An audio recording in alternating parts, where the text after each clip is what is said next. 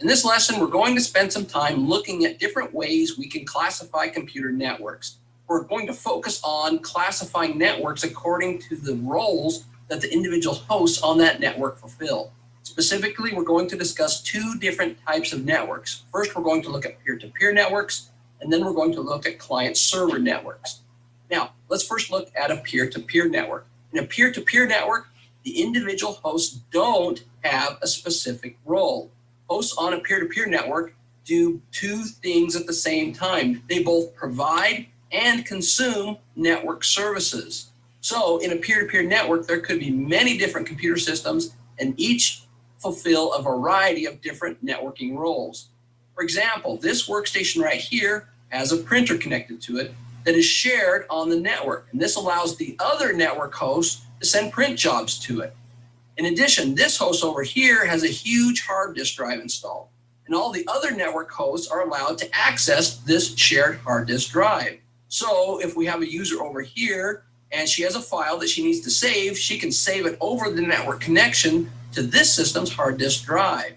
Now, as you can see in this situation, these network hosts both provide and consume network services at the same time. These two hosts provide a network service. This one provides printing, and this one provides storage. At the same time, all these hosts consume services. For example, this host prints to this workstation's printer, while this workstation saves files to the hard drive on this workstation. They function as both a client and as a server at the same time. Now, peer-to-peer networks have several different advantages. First of all, they're very easy to implement.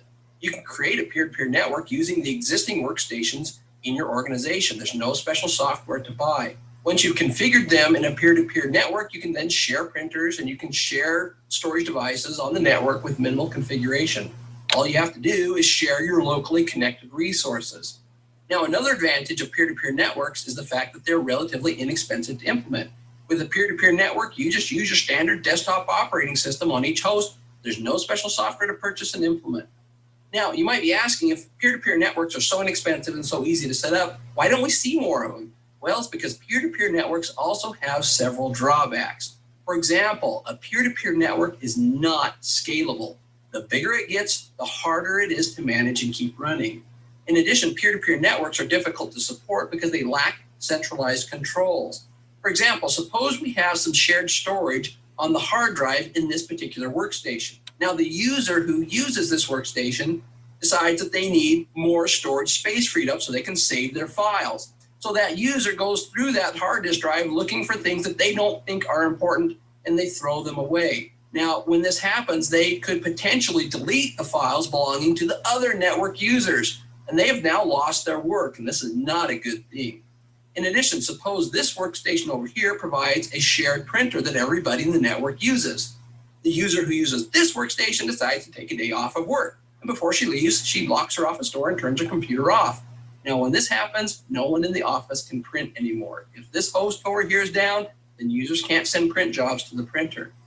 Another problem associated with peer-to-peer networks is the fact that data storage can end up being decentralized. For example, we could configure a shared folder on this system, and on this system. In this configuration, users may be saving sensitive company data in each of these shared folders on these different systems.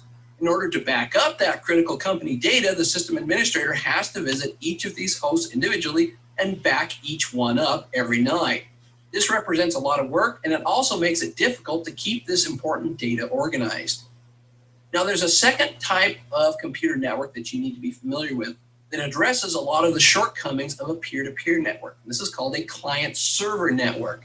Unlike a peer-to-peer network, in a client-server network, the network hosts have specific roles assigned to them. For example, some specific hosts are assigned to be servers. Now, a server provides network resources. The other hosts function as clients. A client does not provide network services. It instead consumes network services. For example, these client workstations here will not have any kind of shared storage. They also will not have any kind of shared printer attached to them. These services are provided by the server. For example, suppose this server here has a humongous hard drive installed, and it also manages a shared network printer. It could also even have a web server running that provides web pages to these client systems. In this scenario, the server provides the network resources and the client simply use those resources. Now, in order to set up a client server network, different operating systems have to be installed on the various systems. First of all, our client workstations need to use a desktop operating system that allows the end user to do their daily work. They need to be able to run desktop applications, and they also have to have some type of client software installed so they can connect to the server and use shared resources. Now, the server, on the other hand, has to use a specialized operating system that is optimized just to perform server tasks. It will not be used to perform client-type tasks, such as word processing, creating spreadsheets, and so on. Server operating systems are designed to do one thing and one thing only, and that is provide network resources. Now, one of the main benefits of using a client-server network is the fact that it's very scalable. It's relatively easy to expand the size of the network. You can add clients, you can add more servers, and it handles it really well. In addition, client-server networks are also much easier to support because all of these services are centralized in a limited number of locations. For example, suppose you have a user that's having problems accessing their files. Well, all you have to do is check the storage on the file server. Likewise, if you have users that are having trouble printing, all you have to do is check the printer managed by the server. Data protection is also a lot easier in a client-server network as compared to a peer-to-peer network. The system administrator only needs to back up the shared data on the server. They don't have to go around to each individual client workstation and run a backup. Now, there are some drawbacks associated with a client-server network. For example, they are a lot more expensive to implement. Server hardware and server operating systems are much more expensive than those used by client workstations. In addition, this type of network takes a lot more planning. With a peer-to-peer network, we tend to just throw things together and make it work. But that will not work in a client-server network. In a client-server network, you have to plan out which servers are going to host which services and where they're going to be placed on the network before you start installing hardware and configuring operating systems.